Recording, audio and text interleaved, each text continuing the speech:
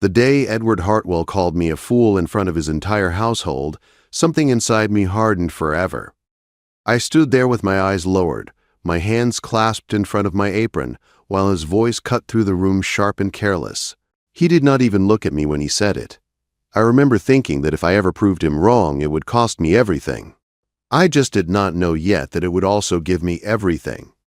My name is Vivian Ashford, and I was 23 years old when I arrived at Hartwell Manor on a gray October morning in the year 1847. The estate rose out of the mist like a thing half alive. Its stone walls were pale and worn, its tall windows watching the world like unblinking eyes.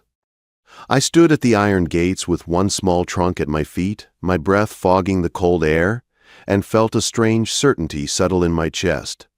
This place did not feel like a home.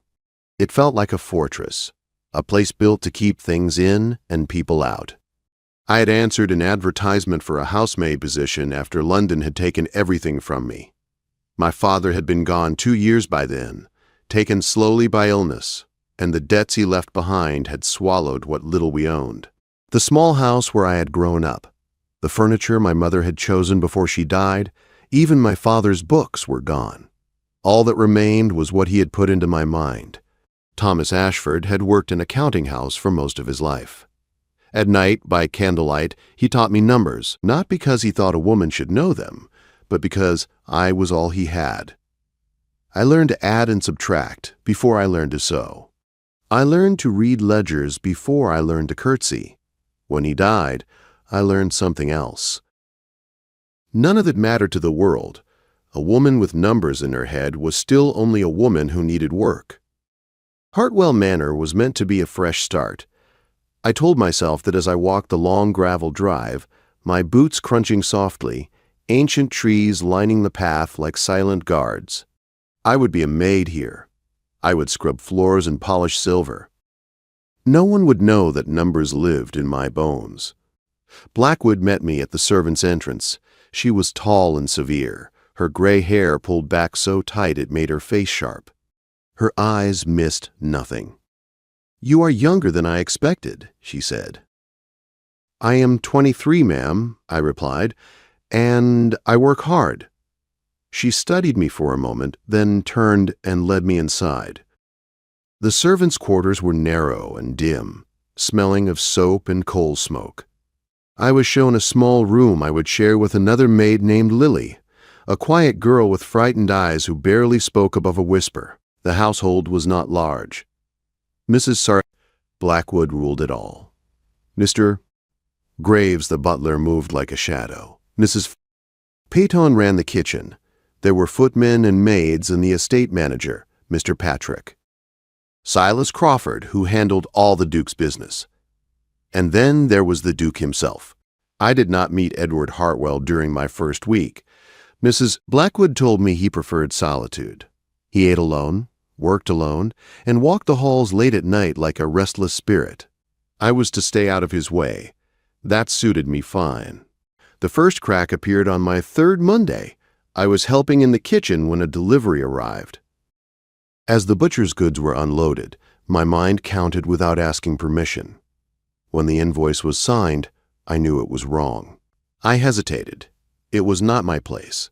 But my father's voice echoed in my head. Numbers do not lie. People do. I spoke up. The cook laughed at me at first. Then she checked. I was right. The delivery was short. "Sharp eyes," she said afterward. "But keep that to yourself. Mr. Crawford does not like interference." I nodded, but the seed had been planted. I began to notice things. Supplies that grew poorer while costs stayed high. Repairs that never happened. Wages that were quietly reduced. The numbers did not add up. Still, I said nothing. The day I met the Duke came in the library. I was dusting shelves taller than anything I had ever seen, surrounded by books that made my heart ache. I did not hear him enter. "What are you doing?" His voice was close enough to make me flinch. I turned and found myself facing a tall man with dark hair and eyes the color of winter storms. He looked carved from stone. "I am cleaning, sir," I said. "You were reading." "I was dusting." Something flickered in his eyes. He asked my name. He asked where I had served before. When I told him this was my first position, his mouth curved in something close to mockery. An untrained maid in my library. I am thorough, I said quietly. He studied me as if weighing something, then turned and left without another word.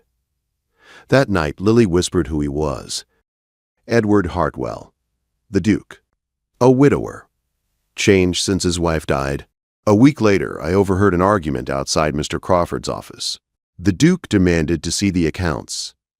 Mr. Crawford spoke smoothly, calmly, but I heard fear beneath it. That night, I lay awake knowing something was wrong. Proof came with a wine delivery. I counted 18 crates. Mr. Crawford recorded 12. 6 crates vanished into thin air. I knew then. Someone was stealing from the estate, and only one man had access to everything. Days later, fate intervened. I was assigned to clean the library again. That afternoon, Mr. Crawford brought the ledgers. The Duke dismissed him, and then, to my shock, turned to me. "Can you read?" "Yes, Your Grace." "Then, look at these. Tell me what you see." I sat at the desk with my heart pounding and opened the first ledger. Hours passed. Patterns emerged. Subtle, careful theft hidden across years. When I finally spoke, my voice was steady. "You are being robbed, sir?" Silence followed. Then acceptance. The next morning, Mr. Crawford was gone. The Duke summoned me weeks later. He offered me a new position. Not as a maid, but as his secretary, higher wages, a room in the main house. I accepted, and without realizing it, I stepped across a line that could never be uncrossed. The day I left the servants' quarters, the house seemed to change its shape around me. The corridors felt wider, the ceilings higher, the silence heavier. I carried my small trunk up the stairs myself, refusing help, my back straight even though my hands trembled. I was no longer only a maid, but I was not yet anything else. I existed in a space between, and everyone at Hartwell Manor felt it.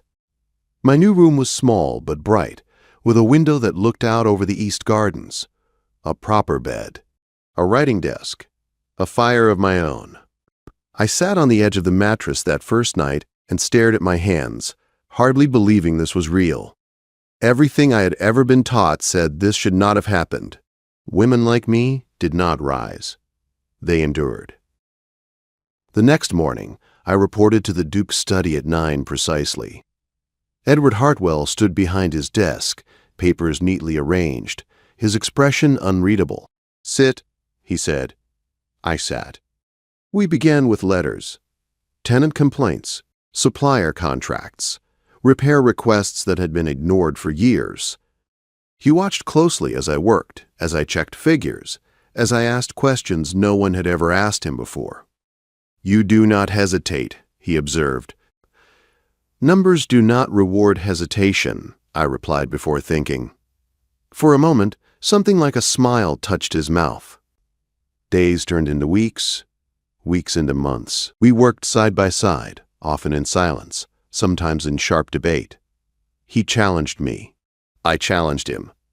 Slowly, the estate began to heal. Repairs were made, fair contracts restored, wages corrected. People noticed. So did the household. Whispers followed me through corridors. Eyes lingered. Some servants treated me with new respect, others with open resentment. I learned to keep my head down and my work perfect. Perfection was my shield.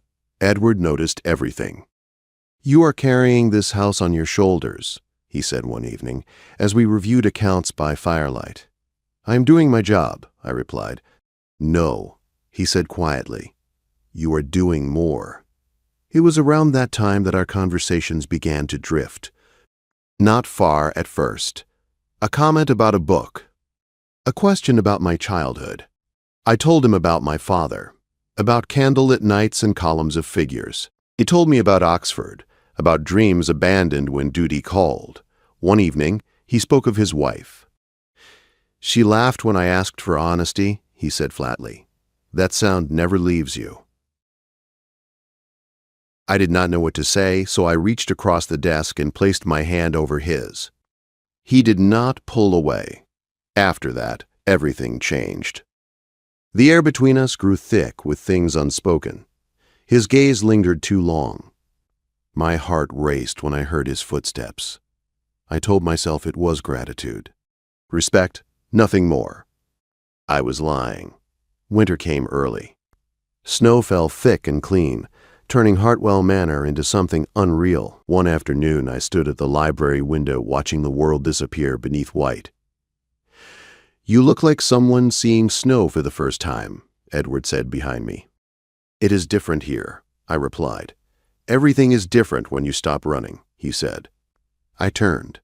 His eyes were on me, intense and searching.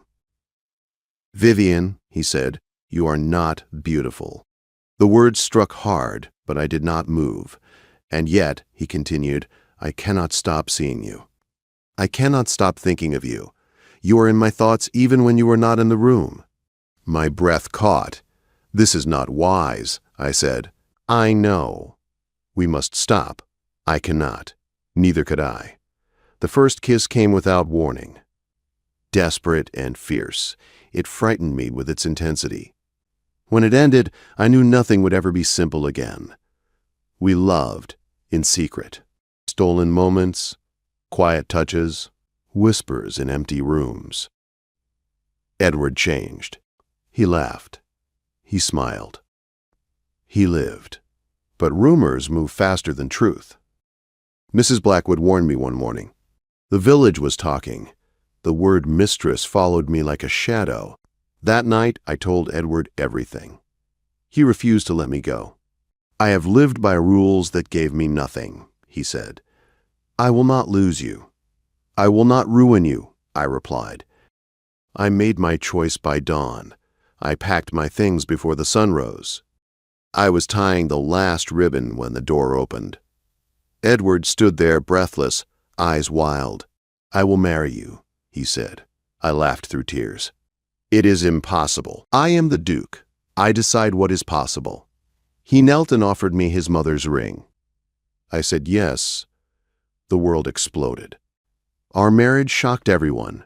Society turned its back. Invitations stopped. Names were whispered with scorn. But we stood together. Love was not gentle.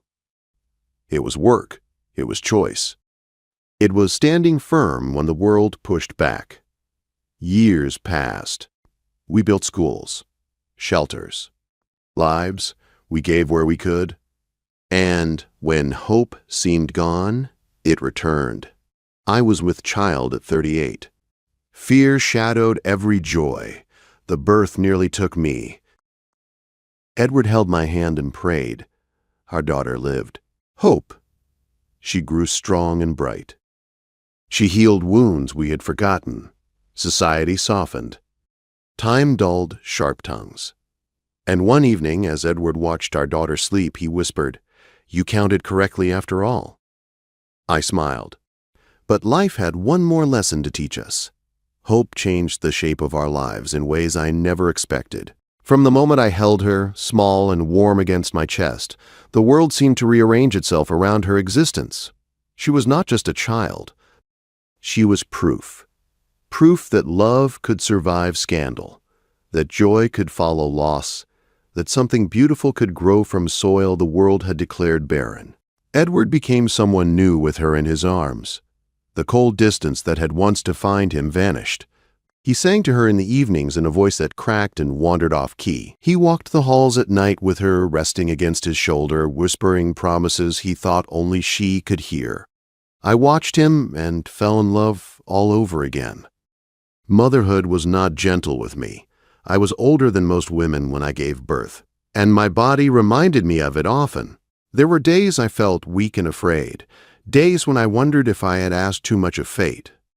But every time doubt crept in, hope would curl her fingers around mine, and I would remember why I fought.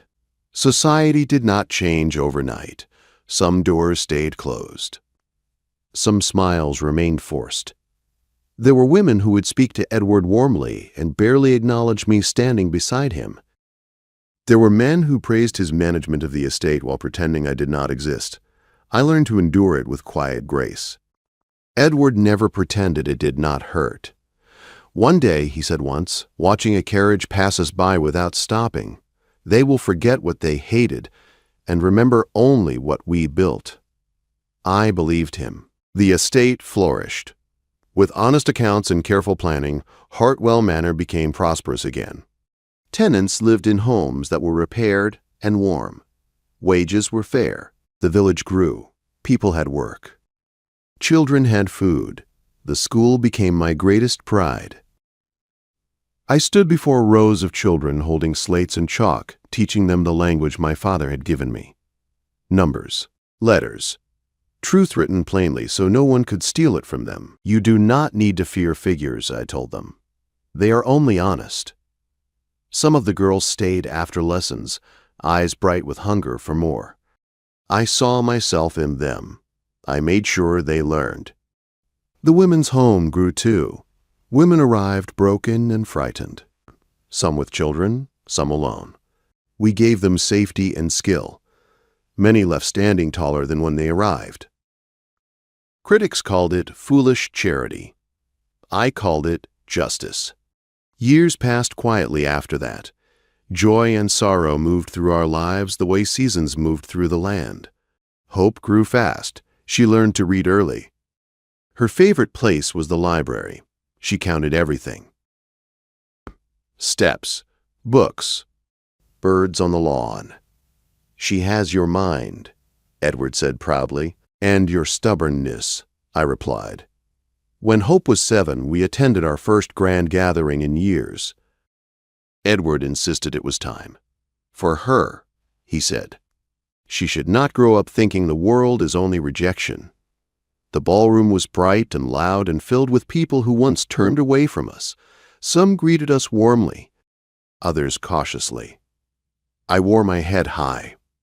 Edward's arm was steady beneath my hand. Hope charmed them all without effort. She is remarkable, one woman said. She is loved, I replied.